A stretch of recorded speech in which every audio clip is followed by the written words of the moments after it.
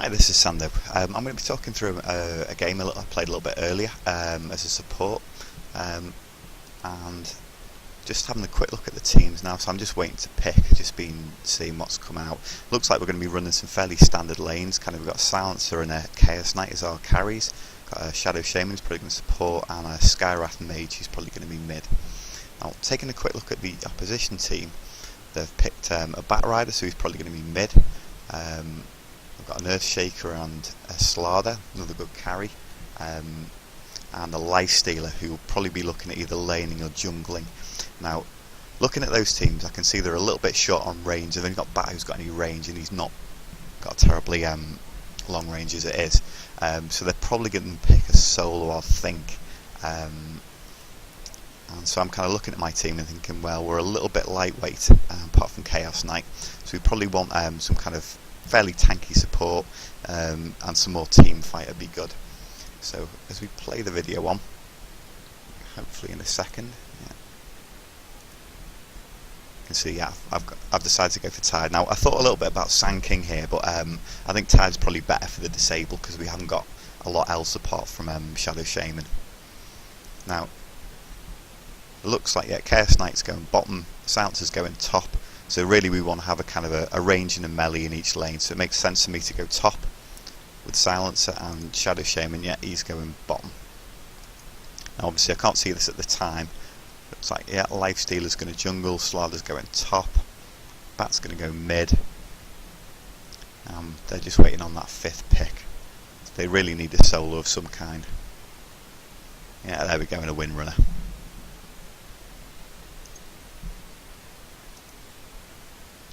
There we go. And I've already seen that the Silencer I'm with, because he randomed, he's already got some Observer wards, which kind of is good because it saves me some buying some.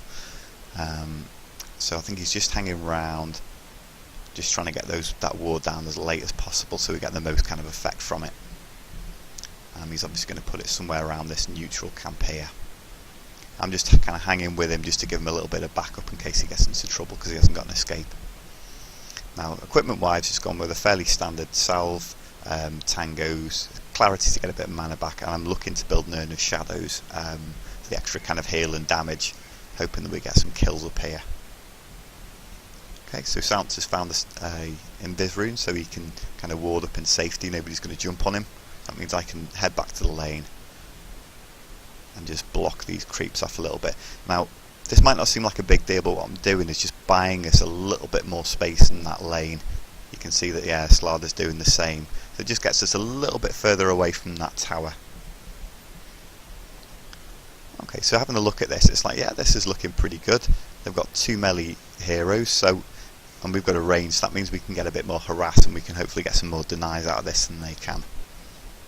I mean, obviously we do have to be careful of Earthshaker kind of getting a Fisher behind us and then Slardar following in with the stun, but as long as we kind of play it fairly smart, we should hopefully be okay. Now, I think Earthshaker's probably just figured out that we've warded that and he can't pull, which again is just going to make our life a lot easier in this lane. Now I'm just going to put the fog onto just my team so this is a little bit fairer. What I'm trying to do here is just make sure that Earthshaker kind of can't come in and block that lane off and go on Silencer. This is also quite handy because I think might just be keeping him out of XP range while I'm kind of in it. So again, that'll just slow him down a touch. You can see that Silencer's chucking out a lot of damage against this Slardar. And it's not costing him a lot of mana to do it. Again, just having a quick look around. There we go. Oh, they've overextended here, so hopefully we can get enough damage here to just finish off that Slardar. Bad overextension there. So that's nice for us, good first blood. And you can see that Windrunner's done something kind of similar down here. She's got an anti-gank ward up there, and she's also trying to block these creeps from spawning. I think probably because she was a little bit late getting out of base, one kind of set spawn before she can get the rune down, but it means that Shaman can't kind of stack or anything like that. Which obviously means, as you can see, that the lane's getting a little bit out of control. Shadow Shaman seems to be on a bit of a crazy run here. He's determined to try and get this Batrider. Unfortunately, he's not getting any backup. Oh, is he going to do? Oh, he's just done it in time. And that haste tree obviously just got him out of trouble. Yeah, again here, because they can't pull, you can see how the lanes kind of travel towards us by kind of continuously picking on the creeps, our own ones if you like. That's kind of kept the lane well pulled back. That just makes it more dangerous for them to farm, and also makes it safer for us. And there, good harassment from Silencer. You can see that Shadow Shaman's actually come all the way over for a gank. I think we've just spotted him yet, and we've decided, yeah, we're going to go on Earthshaker. Hopefully we can get enough damage to get him down. Nice stuns there from them, but he's still in big trouble. Just a little bit of body blocking there, and I was just sitting on Anchor Smash just in case he tried to sacrifice himself on the neutrals and kind of deny us the gold. Okay, so that's quite a nice start. So Chaos Knight's getting a bit of harass here from the solo Windrunner, but he's doing okay. He's pretty tanky. But unfortunately, yeah, Odea Skywrath seems to be feeding in the middle. That's not so good. He should really be given Bat a much harder time than this. He's got a very long range on his spells and his harass, but he's not really using it for some reason. He's doing some kind of crazy dance while he gets sticky napalm on him instead. Okay, Shadow Shaman again, kind of setting up, having a little look at coming in to get the kill. Now between the two of them here, they can hopefully do enough damage to really... yeah, there should be enough. Oh, but Skywrath just doesn't get out the fire, leaves himself vulnerable. Now up here, what we've been doing all that, Earthshaker's got a sentry ward down, so he's managed to kind of clear that camp, meaning that it'll spawn next time round. I think I was actually having a little look here and just thinking if I could nip into range on it and kind of block it from spawning. Now again, Slarder's just overextended. Can we get it? Oh no, thought about it, didn't go for it. But he still hasn't learned his lesson, and there we go. That should hopefully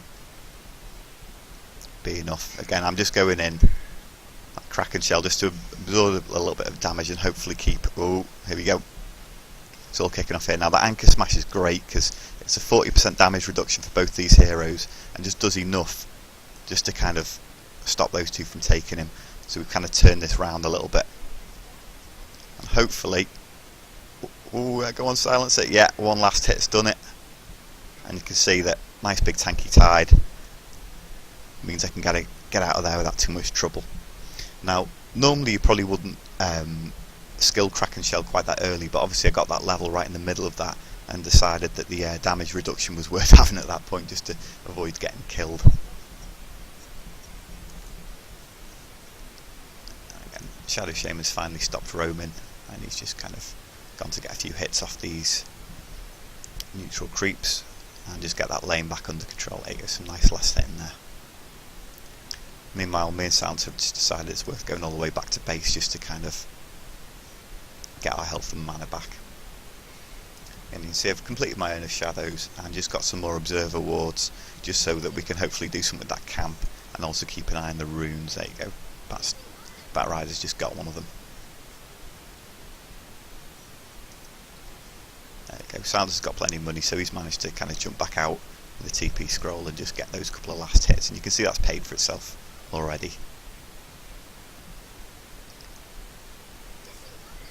Now obviously at the time I wasn't really aware of this, but they are kind of stacking up looking for the kill up here. Fortunately Silencer's got his wits about him and he's just making sure he can't get caught out by that Fisher. Okay, in the meantime oh dear, got that ward up, but then they've actually sentry warded that. That's a bit annoying. I'm kind of hoping here that Skywrath will come give me a hand, but unfortunately we're going to really struggle to get that Bat Rider because he can just get onto the high ground and stay out of trouble.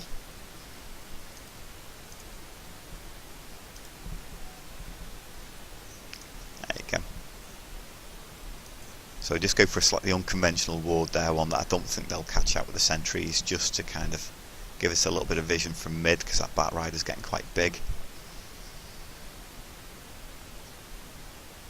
and just to see if Nake's kind of decides to pop up in lane. He's starting to get kind of big enough now that he can think of